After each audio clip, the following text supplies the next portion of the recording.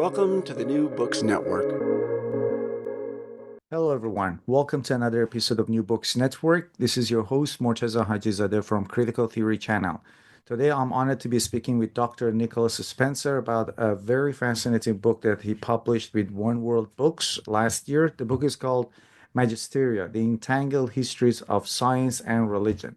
Dr. Nicholas Spencer is a senior fellow at Theos, a fellow of the International Society for Science and Religion, and a visiting research fellow at Goldsmiths. Nicholas, welcome to New Books Network. Thank you for having me.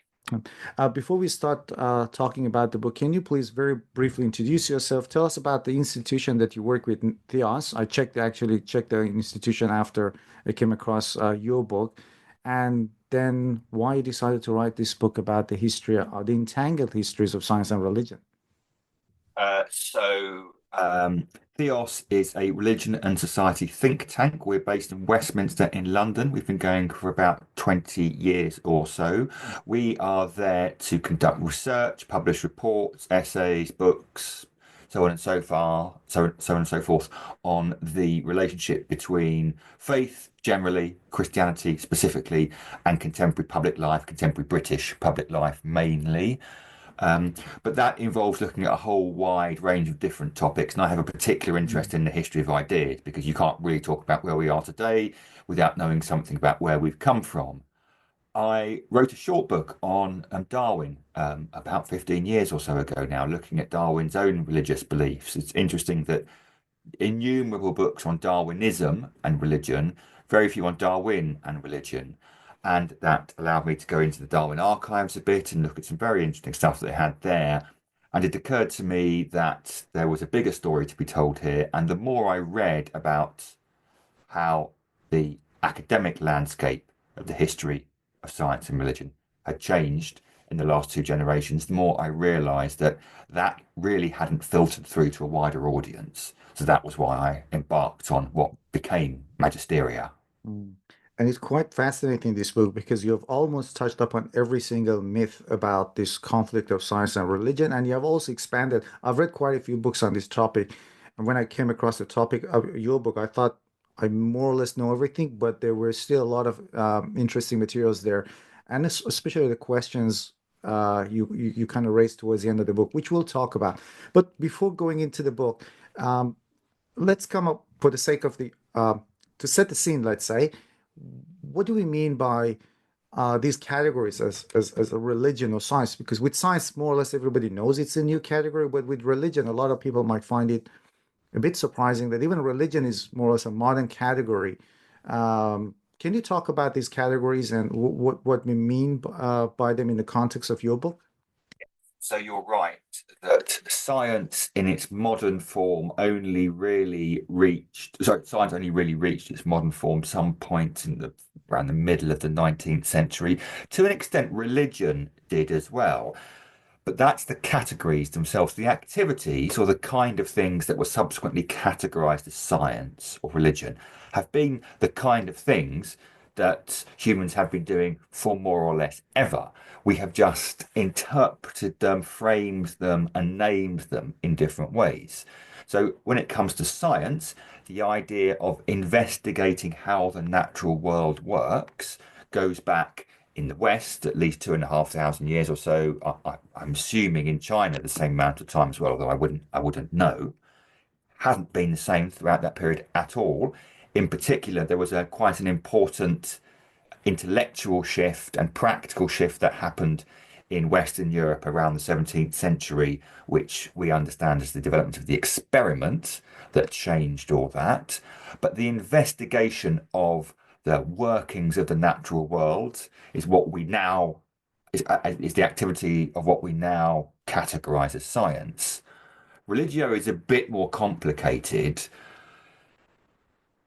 It existed in every culture throughout history, including pre-civilized cultures, pre-literate cultures. It's a combination of various different human convictions and practices to do with the existence of I'll use the word supernatural, though it's not an ideal word here, but a supernatural order or being or dimension. with the possible continued post-mortem existence of human beings, with the possible existence of non-material um, entities, with the possible separation of mind and body, so on and so forth. These coalesced in various different ways throughout history in various different cultures, and they in the West came to be recognized as a kind of a body of activity that was framed around the worship and understanding of the divine. It was only really in the post-Reformation period, for reasons we might come on to, that got defined as a religion rather than a kind of an activity. And it was only when Western cultures discovered and conquered other world cultures and encountered activities that looked a bit like the religions back in Western Europe, that the idea of world religions, Hinduism, Buddhism, Confucianism, came about. And they were only really coined in the 19th century. So it's a very long, slow process. But the activities that go into it have been underway in human societies for millennia. My next question, I guess, involves some kind of debunking. Medieval science that has two parts, and I must confess that until maybe 6 or 7 years ago, I was one of those people, before reading the history of Middle Ages, I was one of those people who thought that it's just simply Dark Ages. Religion was completely against science. In your book, you talk about medieval science, and some people might find it like an oxymoron, but can you tell us about scientific activities in the Middle Ages, monasteries as being a place of scholarship? And the second part of my question is that you also discuss the idea of religious rationalism. And again, to the uninitiated myself, well, and I'm sure a lot of new atheists who always say, well, religion gives you a license not to think. And in public mind, they simply accept it. But we know that it's more complicated than that. So two parts, medieval science and religious rationalism. That's a massive question. So if you're answering the first one, the place you have to begin is not in Christendom, but in the Abbasid Caliphate in the Middle East now, from about the year 750s.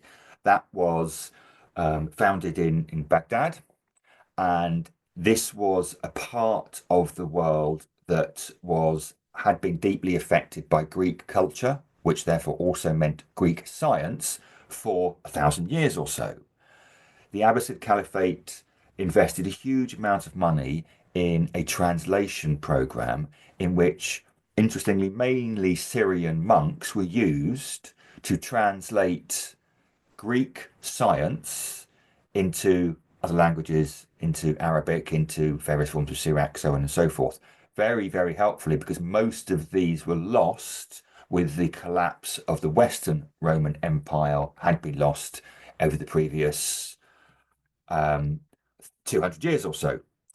So there was a lot of science done at that time, but that science then fed its way up into Europe several hundred years later. And in particular, Aristotle, who was the leading scientific figure in the ancient world, but had been lost to Western Europe,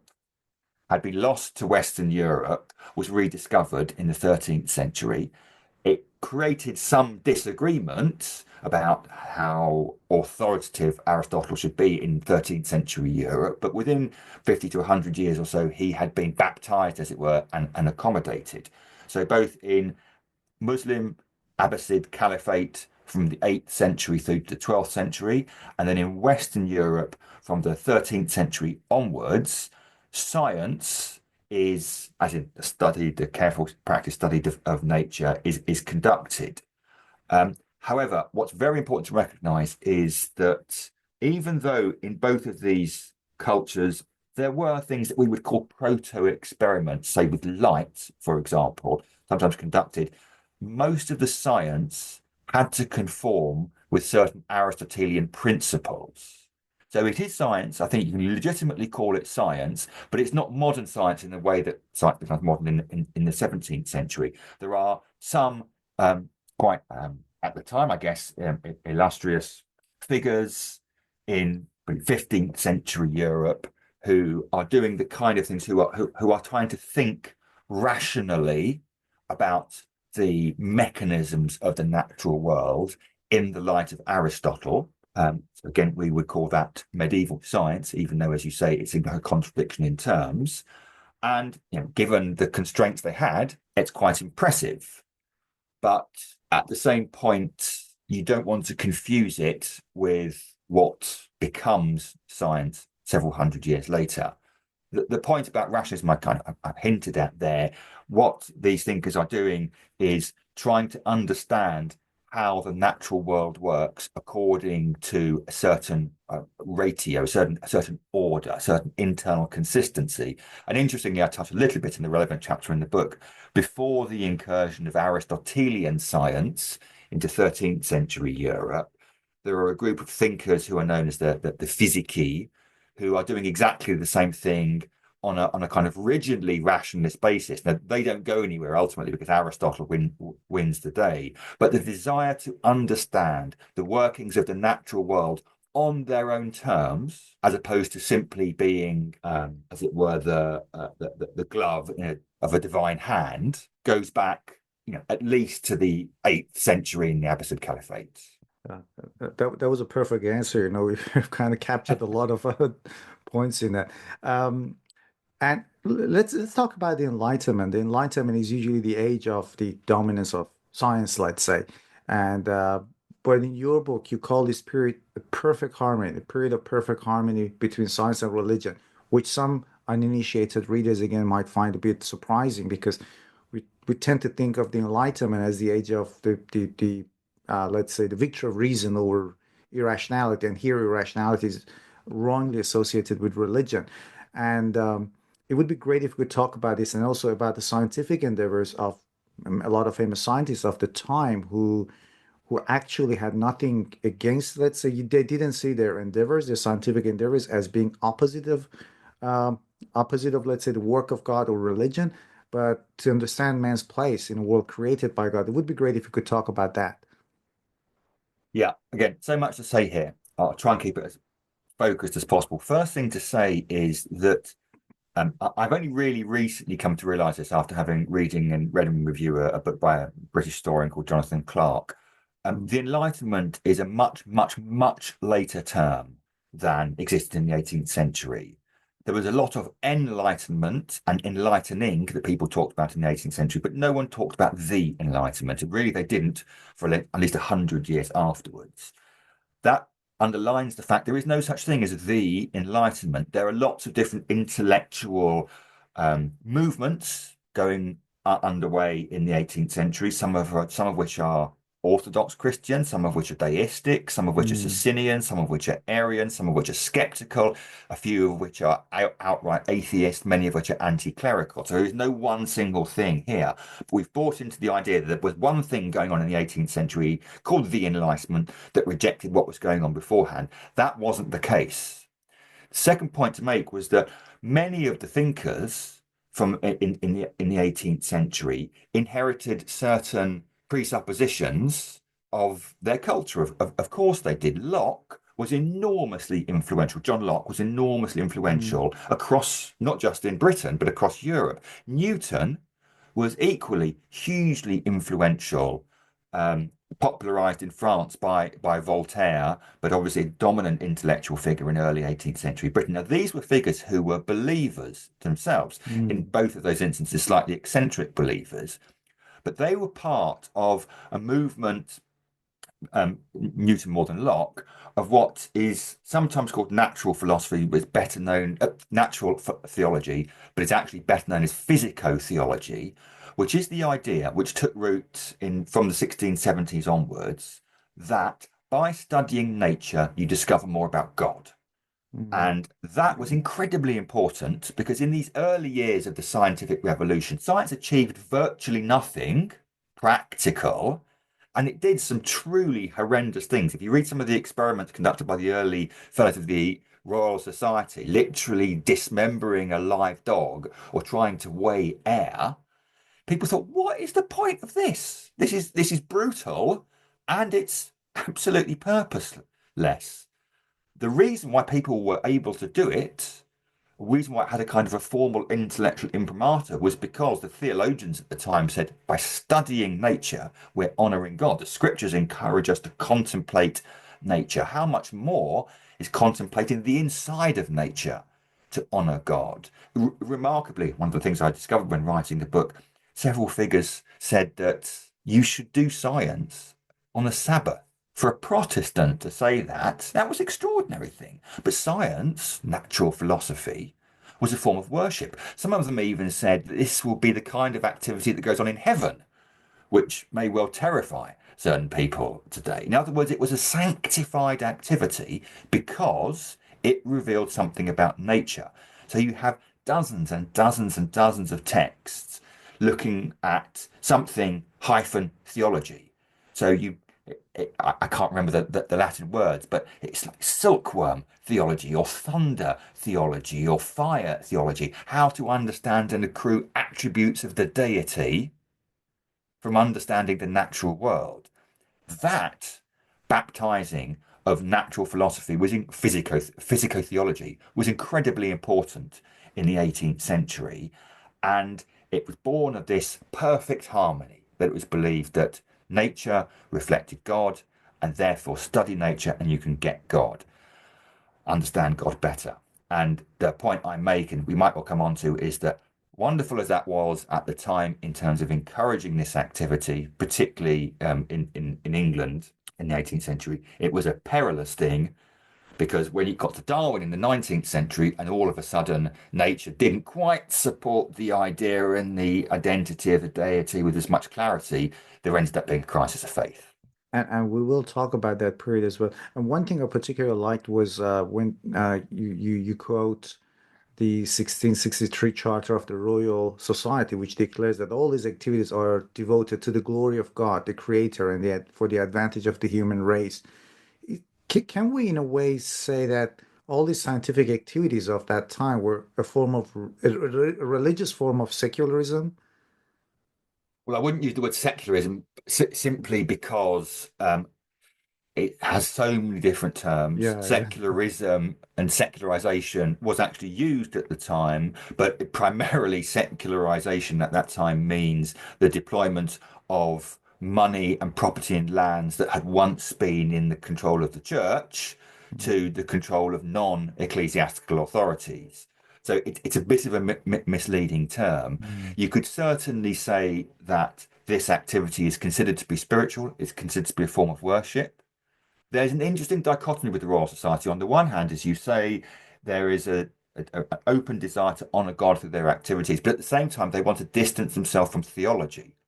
And subsequent critical interpreters have said, that shows that they're anti-religious. Mm. Well, no, it doesn't. What it shows is that they are setting up their activities in the immediate shadow in England and Scotland of wars over intense theological disagreements. Mm. And they do not want to be associated with those. We do not want our intellectual activities to be forcibly allied to different theologies, whether Catholic or Protestant. It was never going to be Catholic in England, or what kind of Protestant. So they see it as worship, they see it as a form of spiritual activity, but they want to keep it as far away as possible from the incredibly divisive and sometimes actively violent theological differences through which they had all lived. Mm. Mm. And I'm also interested to know about Sir Francis Bacon and his promotion of experimental method. I did not know that it was inspired by the Protestant understanding of the fall. Mm. How is that?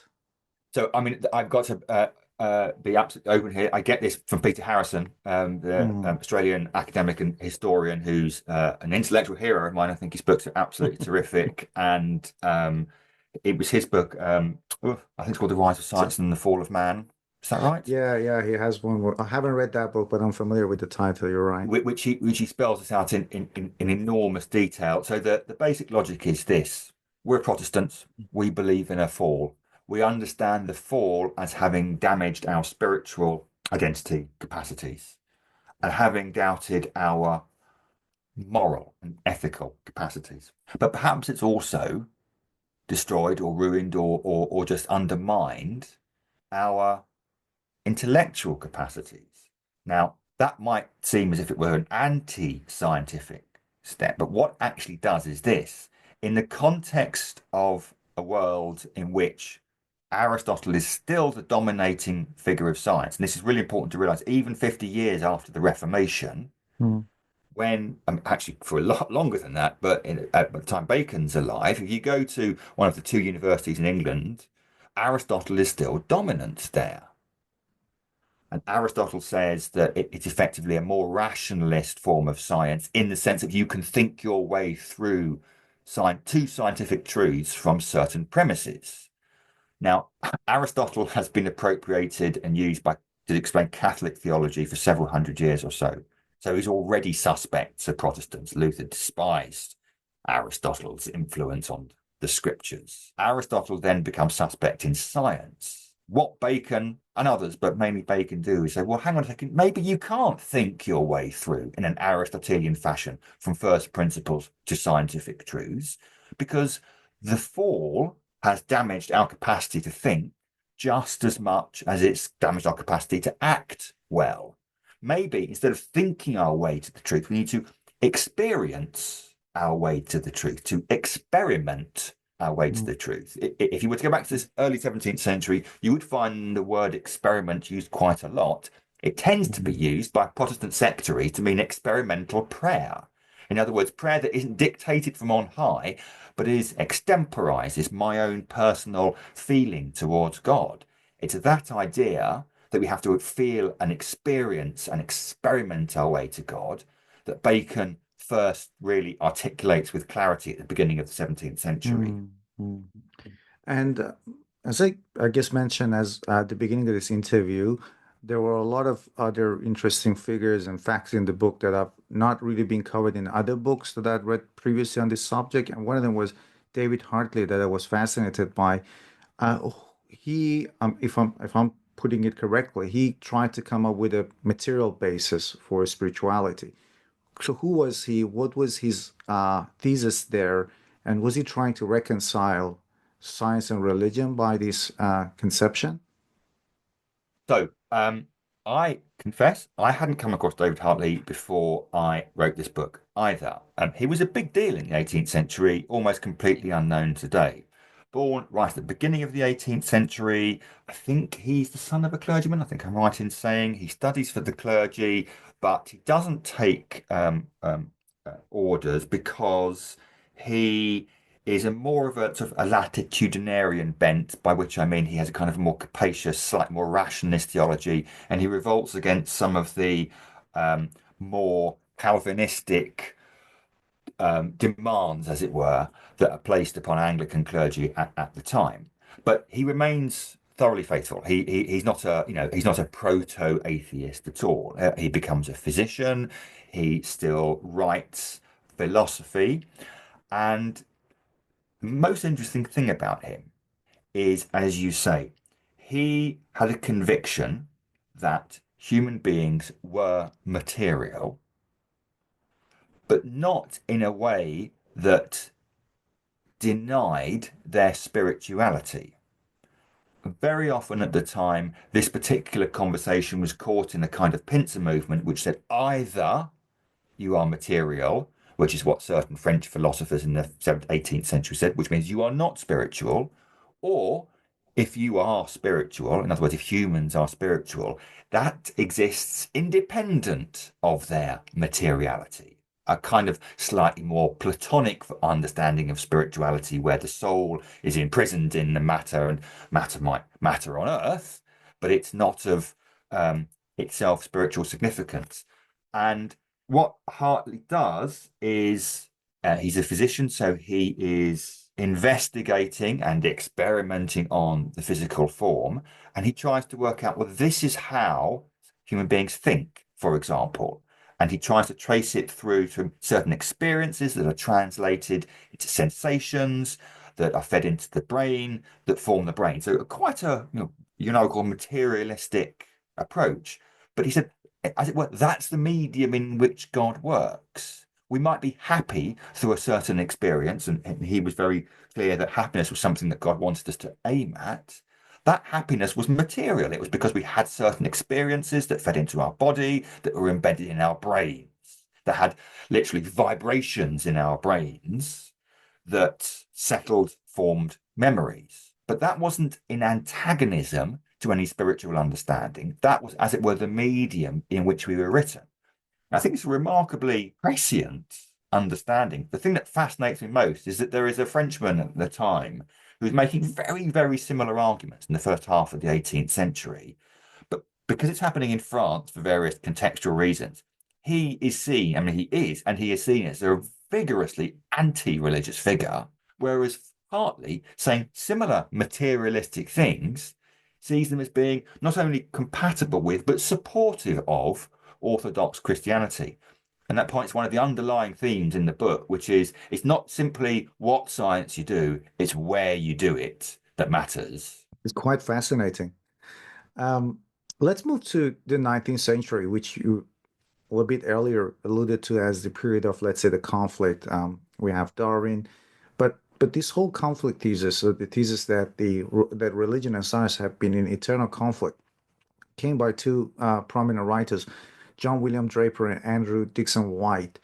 Can you just very briefly introduce them, the books that they wrote, which propagated all these ideas, and their motivation? Was it mainly anti-Catholic sentiments? Because they were religious people themselves.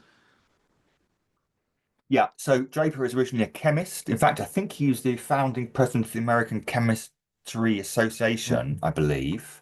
But he also thinks of himself as a bit of an intellectual historian.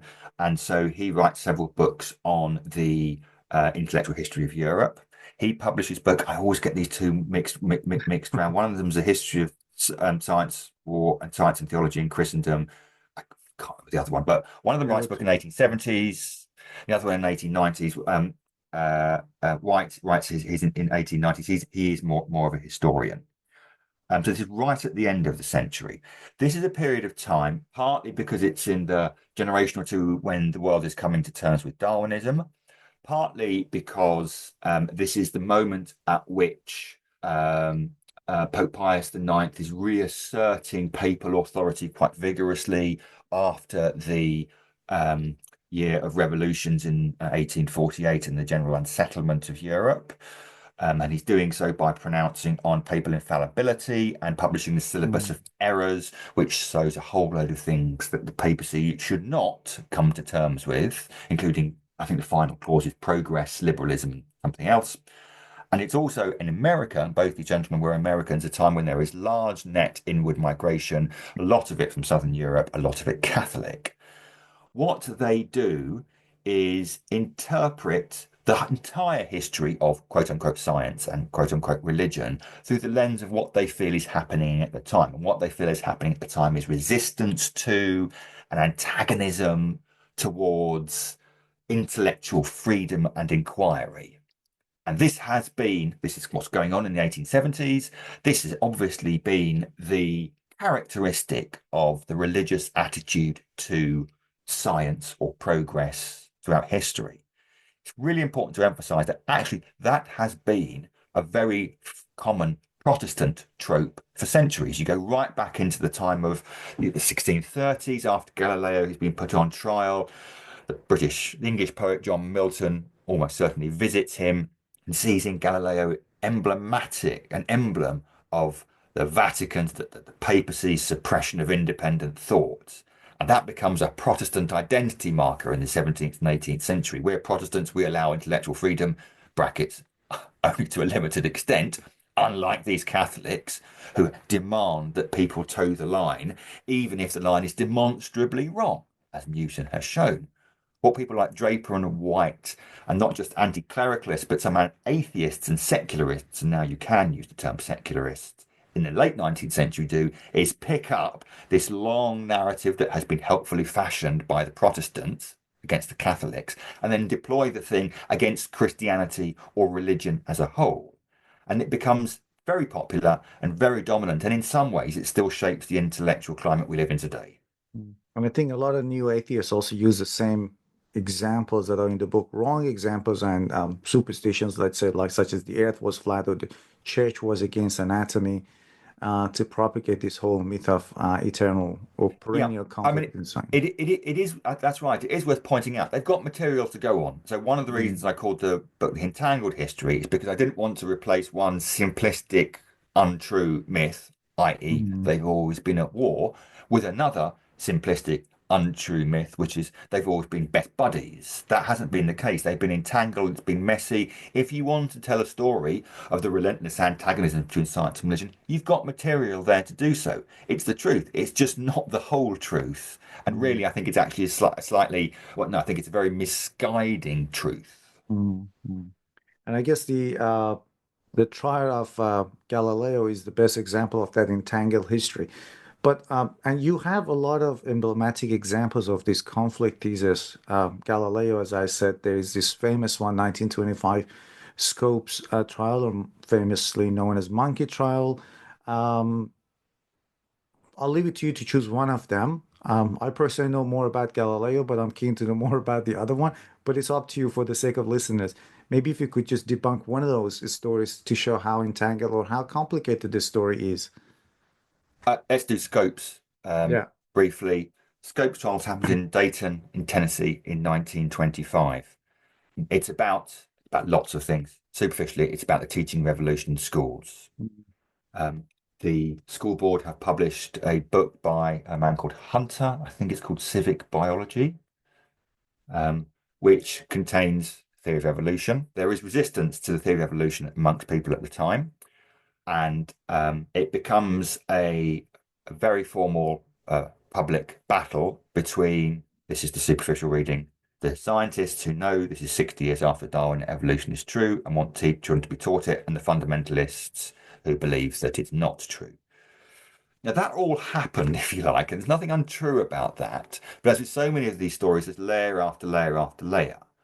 So, for example, actually, even in America, up until the early 20th century, Christians, fundamentalists, slightly anachronistic term, only develops later, didn't have that much of a problem with Darwinism. I mean, they didn't like Darwinism, but William Jennings Bryan, who is the defendant, so no, let me get this right way around. He is he takes a stand on the last day. He is, yes, he is representing John Scopes, who is the biology teacher who is being accused. Let's get one around. John Scopes is the biology teacher.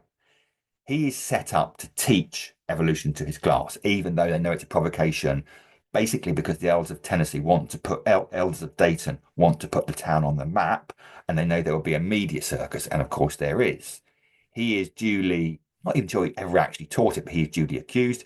He is therefore required to stand trial. And William Jennings Bryan, who was a 3 times presidential candidate and who founded the Populist Party, the People's Party in 1890s America, is there to argue the case for creationism and against Scopes. He is faced against Clarence Darrow, who is a lawyer, probably the best known lawyer in the country at the moment. And it's really a battle between these two men. But even Bryan accepted the possibility of evolution at some point. He didn't like it. In fact, I think he himself said, you know, I accept the fact that some of my Christian brothers will accept evolution. I don't personally, but it's not a big issue for them. Liberalism, as in a liberal interpretation of the scriptures, was a much bigger issue. Then the First World War happens, and what people see is the doctrine of might is right behind German aggression in the First World War. They trace back to an understanding of a Darwinian world in which just the fittest survive. Also, social Darwinism is much more prevalent in America than it is in Europe. And this is the idea that just as nature progresses by the weak going to the wall, so should society. So we are actually acting against nature if we want to protect and support the weak and the indigent, the weak and the indigent and the poor and the disabled and so on and so forth. And a lot of those people lived in Dayton, Tennessee. Plus the fact that, you know, if you were a parent at the time, you were the ones who had to fund the payment of your children's textbooks. plus the fact that civic biology had some pretty raw eugenic statements in it. So there's a lot of other things going on there. And whereas it is absolutely a debate about creationism and evolution and the debate between fundamentalists and skeptics, it's also a debate about authority as well, and who has the authority to control school boards, who has the authority to dictate what subjects and in what way children are taught. There are lots of other things going on there. And similar to this story, Galileo's story has some complications as well. But what we're doing here is just to scratch the surface and introduce the general topics to the readers. And I certainly hope that readers would pick up the book and read it. But let me ask you some other questions. There is another character in the book that you discuss, George Lemaitre, if I'm not mispronouncing the name, and he has this mathematical theory about the universe to explain human life and to explain human life there. And he was also a priest. So I'm interested to know what that theory was and how the theory was received by other people, given the fact that he was a priest and trying to come up with this mathematical understanding of the universe. Yeah, not well is the answer, really. He is a Belgian Catholic priest. He's also a very brilliant mathematician and a good physicist. And on the basis of Einstein's theory of general relativity, Lemaitre publishes a paper in about 1927 in which he said, well, according to the maths here, it seems as if, he didn't put it this way, but he basically said it seems as if the universe has an origin. And he called this the theory of the primeval atom.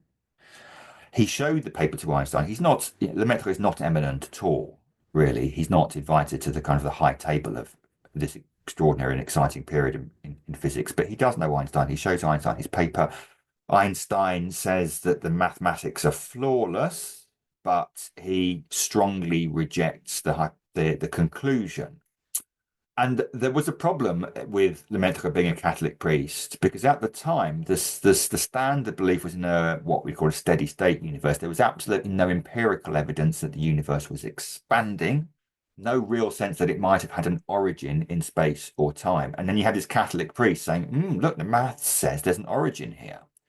So the story is that the British physicist Fred Hoyle, an outspoken and atheist and bluff Yorkshireman, did coin the phrase Big Bang, and he's alleged to have coined it in kind of mockery of Lemaitre's idea, because he doesn't like the idea that the universe had an origin. But from really the post-war period, there's more and more evidence, empirical evidence, that builds up that actually the universe appears to be shifting and expanding. And perhaps most interestingly, the things that are far away from us are expanding, moving away from us at a greater speed than the things that are closer to us, all of which began to confirm Lemaitre's idea. And of course, now it is more or less established that that is how the universe began 14.5 billion years ago, or whenever it is. So, it's a beautiful example of, this science and religion entanglement. You have this priest who comes up with this idea on the basis of mathematics, who is turned down by, or kind of rejected or slightly sneered at by atheist physicists. And there's a lovely coda to the story.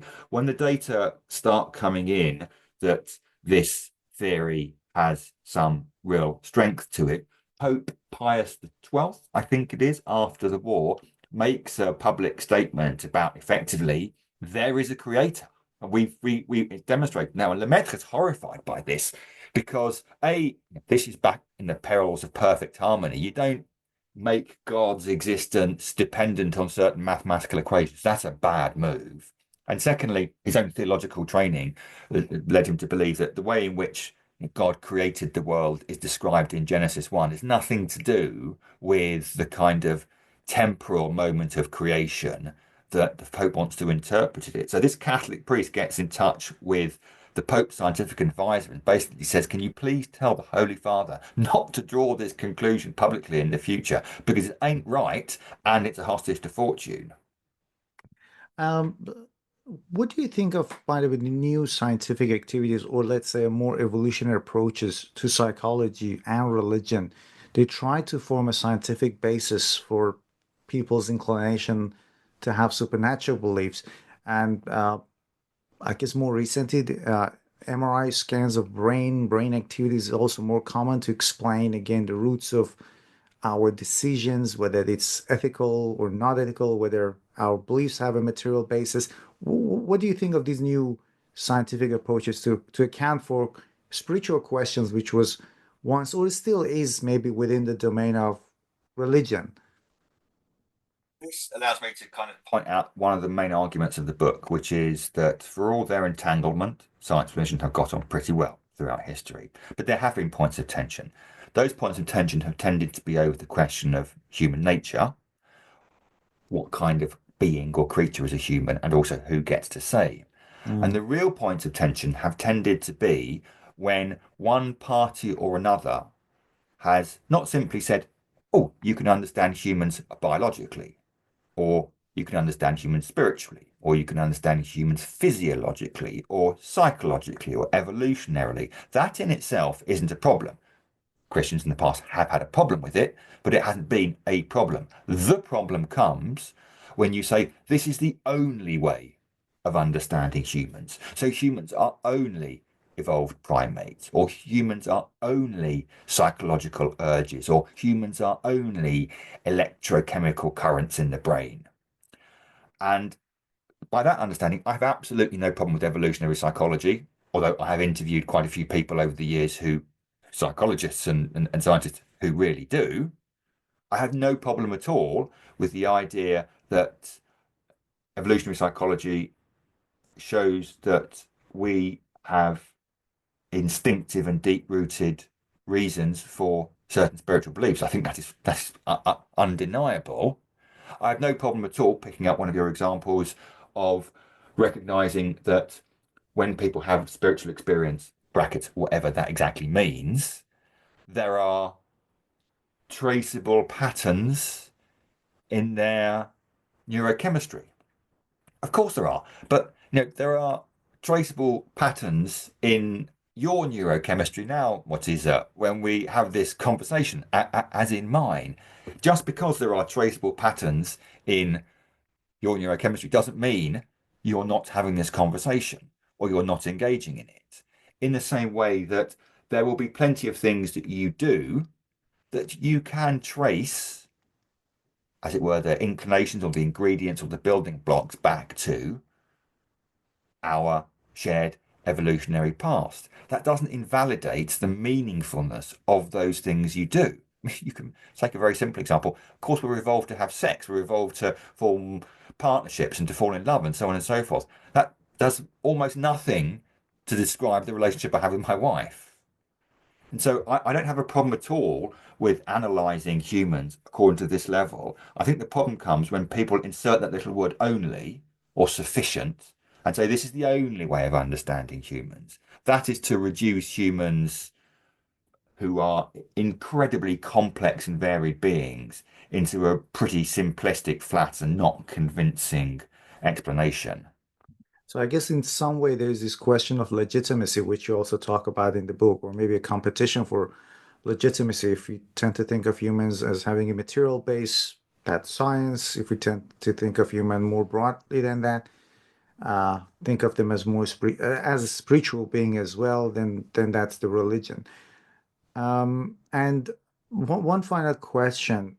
When I came across the title of the book, Magisterial, I was immediately reminded of Stephen Jay Gould's book, his idea of non-overlapping magisteria, if I'm not mistaken, that's his theory.